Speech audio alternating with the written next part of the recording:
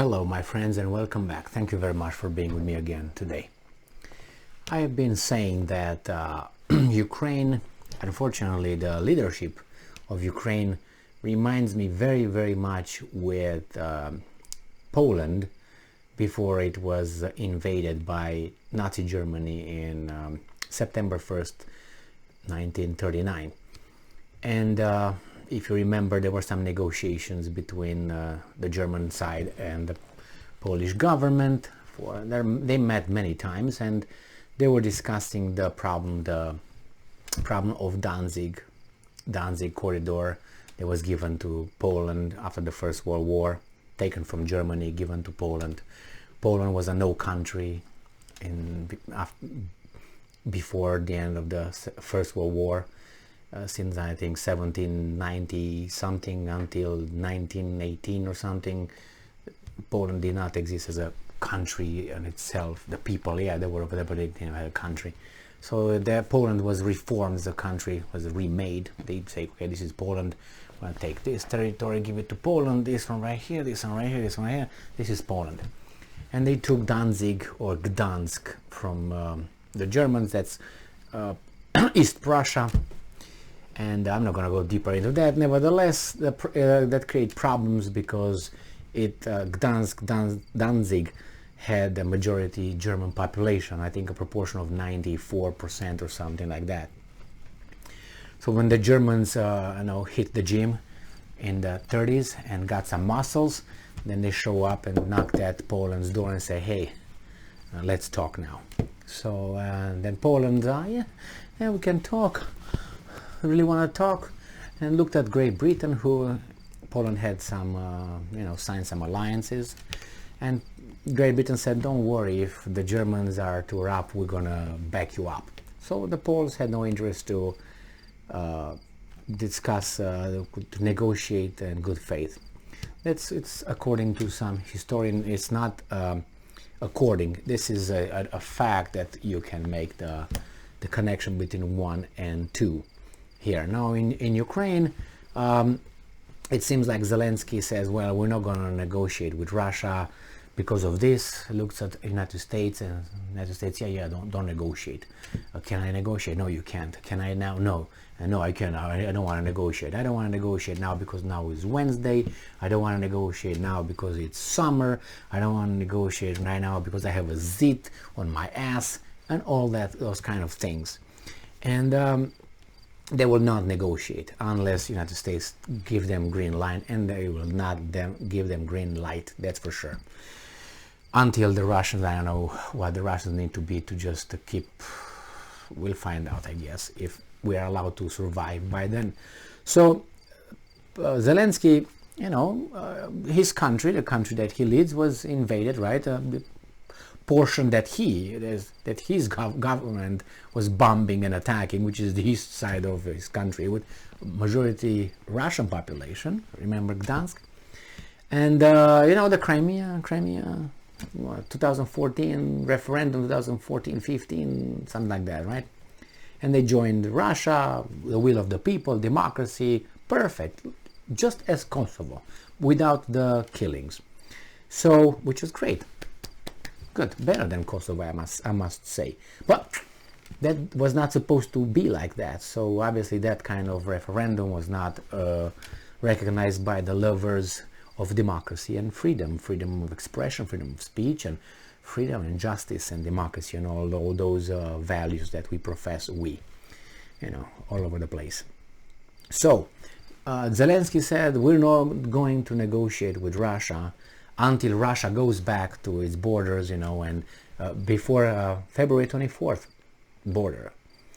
Remember, February 24th border, before the invasion, Crimea was Russian. So they didn't make a point about Crimea, being an issue. They still had, that's ours, we're going to take it, yeah, blah, blah, blah, blah, blah.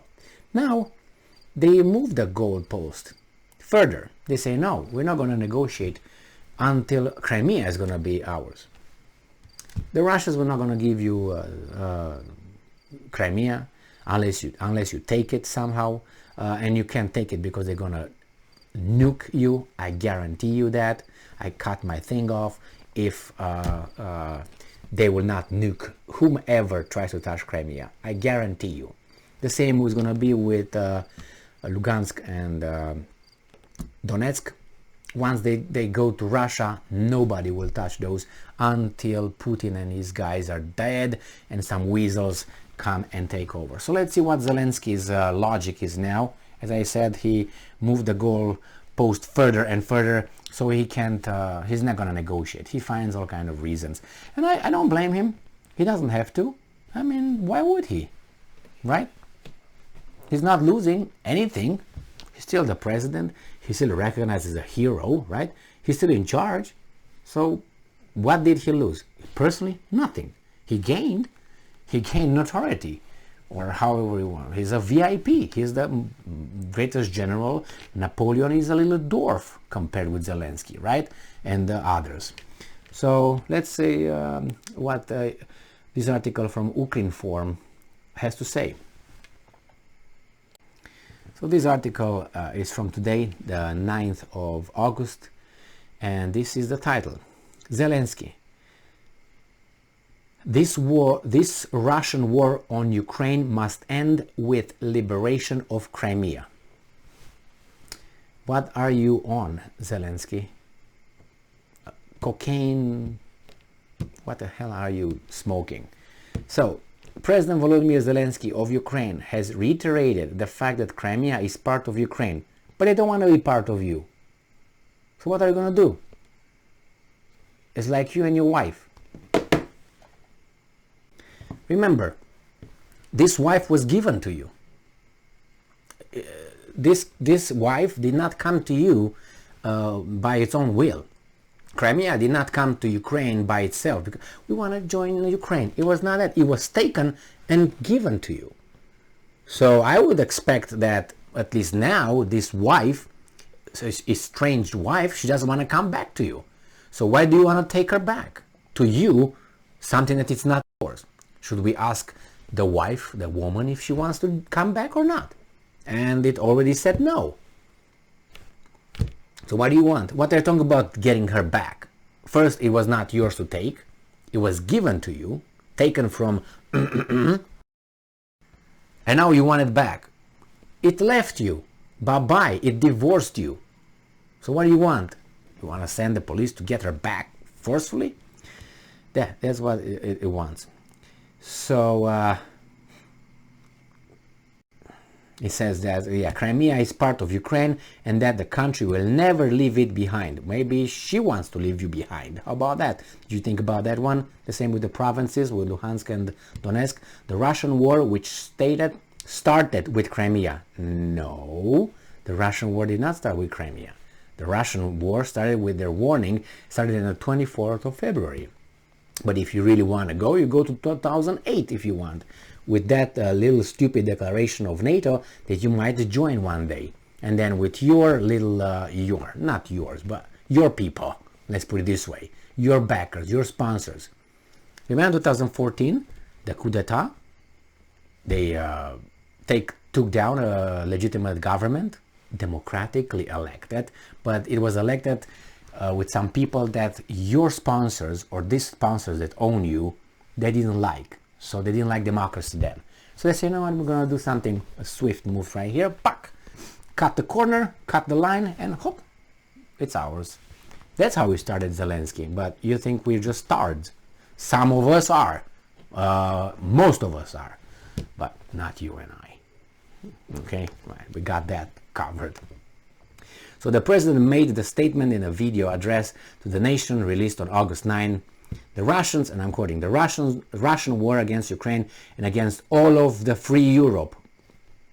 Well, I think you are having a little complex here. You think you're the center of the universe, and that's a problem. That's a sign of, if I remember correctly, either paranoia or a little bit of, how do you call that, narcissistic behavior, when you think you're the most important person here and everything is about you. And it's not everything about you, and if you fall, the Europe will continue to be what it is, even worse, because those guys will continue taking our rights one by one, because now they have the boogeyman more than before.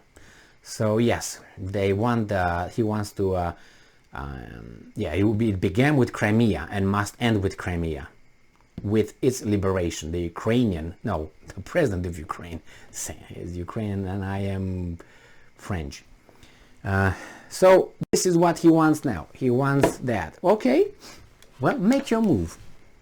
Because if you make your move, I will remind you what former president and prime minister of the Russian Federation, Dmitry Medvedev, said, that if these guys hit Ukraine, we're gonna hit them so hard that they will now have no place to hide.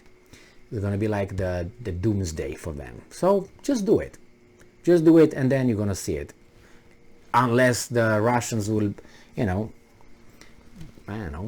choke, which I don't think they will choke, because the Russians have, as I said, a very, very high rating in doing what they said they will do. So they have this kind of credibility. I'm going to punch you in the face. Well, they told you they're going to punch you in the face. They will punch you in the face. So take that to the bank. This is what the Russians, because they said it many times and they did it. They, walk the talk or whatever. So now it's the Crimea. Yeah.